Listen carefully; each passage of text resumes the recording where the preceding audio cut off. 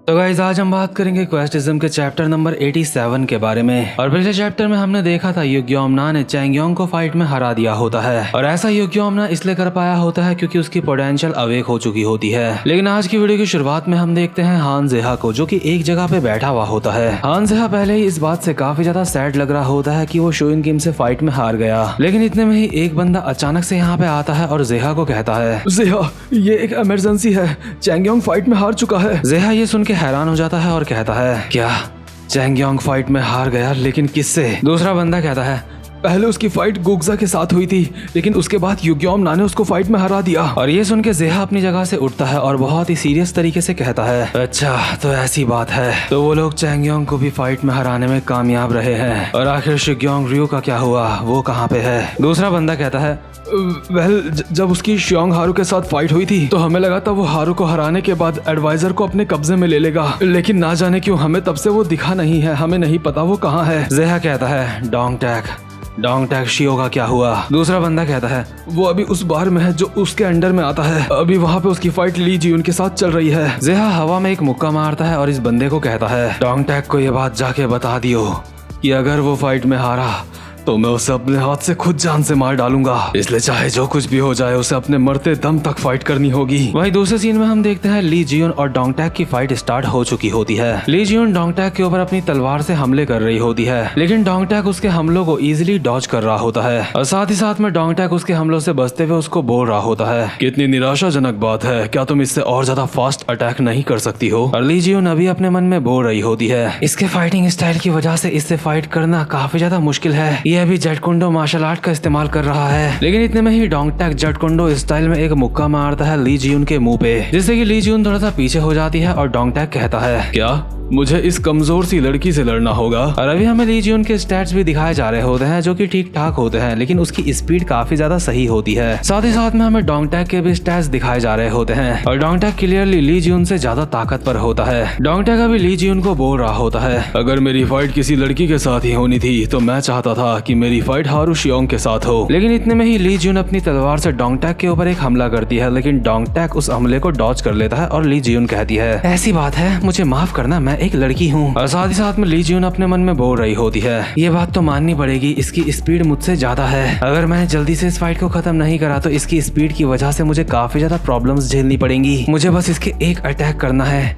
एक अच्छा अटैक, और इसका काम वहीं पे खत्म हो जाएगा। लेकिन इतने में ही डोंग टैक ली जियोन के एक खतरनाक सी लात मारता है, जिससे ली जियोन स्लाइड करते हुए पीछे की तरफ जाती है और डोंग टैक ली जियोन को कहता है, इसमें तेरी कोई भी गलती नहीं है, तू एक लड़की है इसलिए तू कमजोर है। ली जियोन कहती है, आखिर तुझे इस बात की इतनी ज्यादा क्यों पड़ी है कि मैं एक लड़की हूँ? अपना मुंह चलाना बंद कर और आके मुझसे सीधा बस फाइट कर। और ली जियोन भागते हुए जाती है डोंग टैक की तरफ और हवा में जंप करके उसके ऊपर एक अटैक मारने वाली होती है। ली जियोन सोच रही होती है, अगर उसने डोंग टैक के एक ढंग का अटैक मार दिया तो डोंग टैक की वो वहीं पे बत्ती गुल कर देगी। लेकिन डोंग टैक भी ली जियोन को देख के अभी अपने मन में बोल रहा होता है, कमाल की बात है, लगता है वो मेरे एक ढंग से अटैक मारना चाहती है, लेकिन ये बात उसके लिए बहुत ज्यादा निराशाजनक है क्योंकि मैं बस उसके हमले से बच जाऊंगा। और जैसे ही ली जियोन अपनी तलवार से डोंग टैक के सर पर अटैक करती है, डोंग टैक उस हमले से बच जाता है, जैसे उसे पहले से ही पता हो कि वो कौन सा अटैक करने वाली है। लेकिन ली जियोन डोंग टैक से भी और ज्यादा चालाक होती है। दरअसल ली जियोन डोंग टैक के सर पे अटैक करना चाह ही नहीं रही होती, उसका शुरुआत से एम होता है डोंग टैक का पैर, और ली जियोन अपनी लकड़ी की तलवार से सीधा अटैक करती है डोंग टैक के पैर में, जो कि डोंग टैक के काफी ज्यादा खतरनाक पड़ा होता है, जिस वजह से डोंग टैक दर्द से करहा रहा होता है। लेकिन इससे पहले कि डोंग टैक कुछ और कर पाता, इतने में ही ली जियोन अपनी तलवार से डोंग टैक के मुंह पे एक खतरनाक सा अटैक कर देती है और साथ ही साथ में डोंग टैक को बोल रही होती है, तुझे इस बात का एहसास हो जाना चाहिए था कि मैं एक तेरे ठीक से अटैक मारने की सोच रही थी। अभी ली जियोन को ऐसा लग रहा होता है जैसे वो ये फाइट जीत चुकी है। लेकिन इतने में ही हम शियोन की क्वेस्ट विंडो में नोटिफिकेशन देखते हैं जिसमें लिखा होता है कि ईस्ट गैंगबक की एनर्जी इंक्रीज हो रही है किसी अननोन रीजन की वजह से, और इसी वजह से डोंग टैक की पोटेंशियल अभी अवेक हो चुकी होती है। और डोंग टैक की पोटेंशियल अवेक होने के बाद उसकी स्पीड, इंड्योरेंस और स्ट्रेंथ तीनों की तीनों एस हो जाती है। और इसी के साथ डोंग टैक ने ली जियोन की तलवार भी पकड़ ली होती है और डोंग टैक इसके बाद अचानक से एक मुक्का मारता है ली जियोन के पेट में, जिससे ली जियोन की हालत खराब हो चुकी होती है और उसको समझ नहीं आ रहा होता है कि ये बंदा अचानक से इतना ज्यादा ताकतवर कैसे हो गया। वैसे डोंग टैक पहले से भी ली जियोन से ज्यादा ताकतवर था, लेकिन अभी डोंग टैक और ज्यादा ताकतवर हो चुका होता है। और इसी के साथ डोंग टैक ने ली जियोन के पेट में काफी सारे मुक्के लगातार बजा दिए होते हैं। डोंग टैक जिस डेस्परेशन के साथ फाइट कर रहा होता है उसको देख के लग रहा होता है जैसे वो मरने मारने को तैयार है। लेकिन इतने में ही डोंग टैक ली जियोन के पेट के करीब अपनी फिंगर टिप्स लाता है और ली जियोन के एक खतरनाक सा शॉर्ट पंच मारता है, जिससे ली जियोन काफी ज्यादा दूर जाती है और सीधा जाके एक दीवार में जाके टकरा जाती है, जिस वजह से ली जियोन के मुंह से खून भी निकलने लगता है। ये खतरनाक अटैक पड़ने के बाद ली जियोन अभी जमीन में गिर चुकी होती है और उसकी हालत पूरी तरह से खराब हो चुकी होती है और डोंग टैक स्टाइल में ली जियोन को बोल रहा होता है, वेस्ट गैंगबक की ली जियोन, तेरा खेल यहीं पे खत्म होता है। तेरे साथ फाइट करने से पहले मैंने तेरे पास्ट के बारे में थोड़ी सी जानकारी इकट्ठा करी थी और तेरी कहानी सच में काफी ज्यादा दिलचस्प है। लेकिन ली जियोन हल्की सी आवाज में बोल रही होती है, अपना मुंह बंद कर और आगे मत बोलियो। लेकिन डोंग टैक बोलना बंद नहीं करता और कहता है, तेरा बाप वो एक बेवड़ा था जो घर में मारपीट करता था। तेरा बाप तुझे और तेरी माँ को हर रोज घर में मारा करता था और तेरे बाप की ये हरकतें दिन प्रतिदिन बढ़ती ही जा रही थी। और वही वो वक्त था जब तूने पहली बार अपने हाथ में तलवार उठाई थी अपनी माँ को बचाने के लिए। उसके बाद तेरे बाप को पुलिस वालों ने गिरफ्तार कर लिया था। सच में ली जियोन, तेरी कहानी बहुत ज्यादा दर्दनाक है और दिल को छू लेने वाली है, लेकिन तेरी जिंदगी में इसके बाद जो कुछ हुआ था वो तो और ज्यादा दिलचस्प है। ली जियोन अब भी लगातार बोल रही होती है, मैंने कहा अपना मुंह बंद कर। लेकिन डोंग टैक बोलना बंद नहीं करता और कहता है, तूने अपनी जान को दांव पे लगा के अपनी माँ की रक्षा करी, लेकिन उसके बावजूद भी तेरी माँ ने तुझे छोड़ दिया और तेरे बाप के पास वापस चले गई। यानी कि तेरी माँ ने तुझे धोखा दे दिया जिसके लिए तूने इतना कुछ करा था। और तुझे पता होगा इतिहास खुद को दोहराता है। भले ही उस वक्त तेरे हाथ में तलवार थी, लेकिन तू अपने बाप को हराने में नाकामयाब रही थी और उसी तरह से तू अभी भी एक मर्द को हराने में नाकामयाब है। तू मुझे नहीं हरा सकती। ठीक है ली जियोन, तेरा खेल अब यहीं पे खत्म होता है। और डोंग टैक एक खतरनाक सा मुक्का मारता है ली जियोन के ऊपर। लेकिन जैसे ये मुक्का ली जियोन के पड़ता है, ली जियोन अपनी तलवार बीच में ले आती है और कहती है, क्या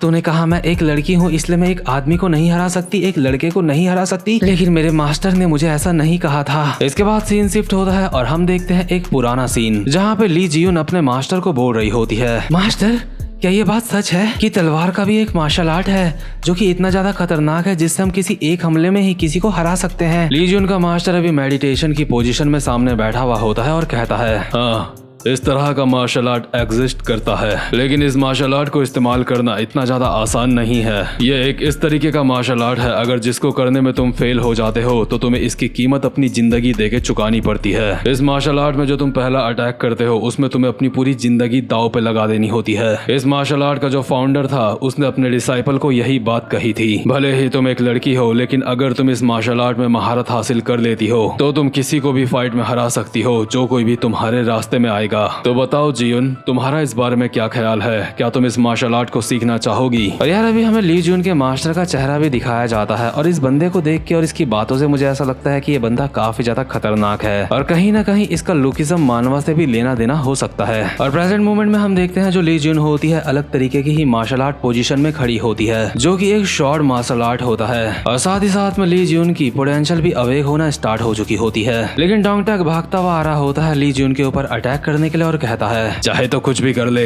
इसका कोई भी फायदा नहीं है क्योंकि एक लड़की कभी भी एक लड़के से फाइट में नहीं जीत सकती। लेकिन इसी के साथ ली जियोन की पोटेंशियल पूरी तरह से अवेक हो चुकी होती है, जिस वजह से उसका स्टेमिना भी रिकवर हो चुका होता है और अभी ली जियोन को देख के कोई भी बता सकता है कि ली जियोन पहले से काफी ज्यादा बदल चुकी है। लेकिन डोंग टैक की इंटेलिजेंस सी लेवल की होती है, इसलिए शायद उसको कुछ भी एहसास नहीं हुआ होता। डोंग टैक बस सीधा भागता हुआ जा रहा होता है ली जियोन के ऊपर अटैक करने के लिए और जैसे ही डोंग टैक ली जियोन के काफी ज्यादा करीब पहुंचता है तो डोंग टैक हवा में उछल के उसकी एक खतरनाक सी लात मारने वाला होता है। और ये जो फाइटिंग स्टाइल होता है ऑब्वियसली ये होता है जेट कुंडो और डोंग टैक अभी जेट कुंडो की एक ड्रैगन किक मारने वाला होता है ली जियोन के ऊपर। लेकिन इसी के साथ ली जियोन को उसका एक्सक्लूसिव अटैक कार्ड भी मिल चुका होता है और डोंग टैक के करीब आते ही ली जियोन कहती है, जिगेनर्यू। दरअसल जिगेनर्यू एक मार्शल आर्ट का नाम होता है जो कि तलवारों से किया जाता है और ली जियोन को जो एक्सक्लूसिव कार्ड मिला होता है उसका टाइटल भी यही होता है। इस कार्ड की खासियत ये होती है कि इस कार्ड की वजह से ली जियोन के स्टैट्स यानी कि स्ट्रेंथ और स्पीड 3 लेवल इंक्रीज हो जाएगी, लेकिन साथ ही साथ में उसकी एंड्योरेंस F लेवल की हो जाएगी। और क्योंकि ली जियोन की स्पीड और स्ट्रेंथ 3 लेवल बढ़ चुकी होती है, इसलिए ली जियोन अपनी कमाल की स्ट्रेंथ और स्पीड के साथ एक अटैक करती है डोंग टैक के ऊपर और उसको मार के जमीन में चिपका देती है। डोंग टैक की हालत खराब हो चुकी होती है और वो अनकॉन्शियस हो चुका होता है और इसी के साथ ली जियोन कहती है, जिगेनर्यू सिखाता है हम लोग को ब्लॉक नहीं उनको डॉज करना चाहिए। लगता है मुझे तेरे ऊपर थोड़ा सा धीरे हमला करना चाहिए था। यानी कि डोंगटैक ली जून से फाइट में हार चुका होता है और इसके बाद हमें ली जून के स्टैट्स दिखाई देते हैं, क्योंकि ली जून की स्पीड और स्ट्रेंथ 3 लेवल इंक्रीज हो चुके होते हैं, इसलिए उसकी स्ट्रेंथ SSS+ हो चुकी होती है और स्पीड SS की हो चुकी होती है, लेकिन साथ ही में उसका एंड्योरेंस F का होता है। बट देखा जाए तो ली जून का एक्सक्लूसिव कार्ड काफी ज्यादा कमाल का है। और साथ ही साथ में अभी हमें दिखाया जाता है मेन क्वेस्ट विंडो, जहाँ पे पहला और तीसरा क्वेस्ट तो कंप्लीट हो चुका होता है और अभी चल रहा होता है दूसरा क्वेस्ट, जिसमें शूइन लोगों को 5 बार्स के ऊपर कब्जा करना होता है हान जेहा के, और हान जेहा के 4 बार्स को पहले ही शूइन लोगों ने अपने कब्जे में ले लिया होता है और अब शूइन लोगों को सिर्फ एक बार के ऊपर कब्जा करना बाकी होता है। और वो जो एक बार होता है शूइन उसी बार के सामने खड़ा हुआ होता है और कहता है, तो फाइनली मैं यहाँ पे आ चुका हूँ। ये हान जेहा का आखिरी कैरियोके बार है जिसको मुझे हराना होगा ताकि मैं अपना टास्क पूरा कर सकूं, और मुझे पूरा यकीन है हान जेहा भी मुझे यही मिलेगा। लास्ट टाइम जब मेरी हान जेहा के साथ फाइट हुई थी तो मैंने उसे बहुत ही आसानी से फाइट में हरा दिया था, लेकिन चाहे कुछ भी हो जाए इस बार भी मुझे हान जेहा से फाइट करते हुए काफी ज्यादा सतर्क रहना पड़ेगा, क्योंकि कैंगशॉक के साथ जब मेरी पहले फाइट हुई थी तो उस वक्त कैंगशॉक अवेक हो गया था। ठीक है हान जेहा, अब सब कुछ खत्म करने का वक्त आ चुका है। और इसी के साथ हमें दिखाए जाते हैं शूइन के स्टैट्स, साथ ही साथ में हमें हान जेहा के स्टैट्स भी दिखाए जाते हैं जो कि हमसे हाइड करे जाते हैं दिखाने के बावजूद, लेकिन इन स्टैट्स से हमें ये पता चलता है कि हान जेहा की पोटेंशियल भी अवेक हो चुकी है, यानी कि हान जेहा शूइन के वहां पे पहुंचने से पहले ही अवेक हुआ पड़ा है। लेकिन इसी के साथ ये वाला चैप्टर यहीं पे खत्म होता है। उम्मीद करता हूँ कि आपको आज की वीडियो भी अच्छी लगी हो और बेल आइकन को प्रेस कर लेना, क्योंकि आगे की वीडियोस काफी ज्यादा कमाल की होने वाली हैं। तो खैर गाइस, अब मैं मिलता हूँ आपसे अपनी नेक्स्ट वीडियो में, तब तक के लिए गुड बाय।